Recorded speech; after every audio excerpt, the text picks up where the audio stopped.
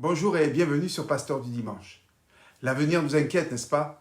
Crise de tous les côtés, sociale, écologique, politique et j'en passe.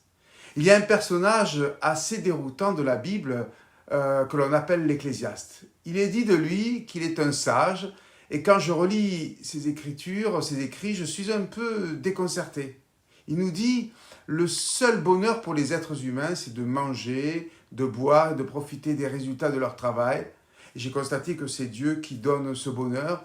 Le reste n'est que vent ou vanité. C'est ce qu'il dit en terminant son propos.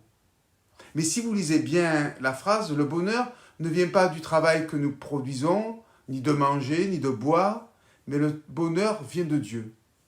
Il y a dans la réflexion de ce sage une clé de lecture qui me semble encore centrale pour nous aujourd'hui. Le risque dans ce que nous vivons, c'est de se fabriquer des idoles. Il ne faut pas confondre idéologie et idole. Et parfois, sans se rendre compte, nous nous laissons prendre à notre propre jeu.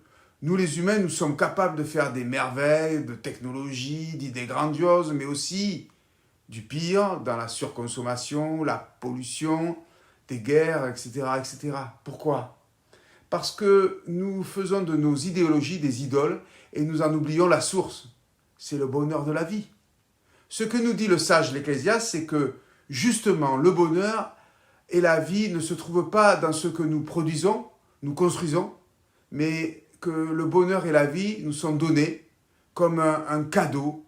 Et c'est à partir de là que nous pouvons créer, inventer. Et si nos inventions détruisent la vie, il y a là un grave problème, non?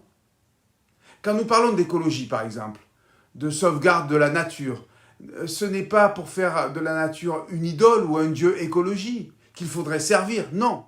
C'est la vie qui est en jeu, cette vie qui nous est offerte, qui nous permet de jouir des bonnes choses comme travailler, produire du bon, du beau, de se réjouir avec les autres, du bonheur qui est là sous nos yeux. Si nous remettons le bonheur au centre, nous retrouverons alors notre juste place dans ce monde. L'avenir nous pose souci, certes, mais le souci de demain ne doit pas tuer la joie d'aujourd'hui. Oui, choisis la vie.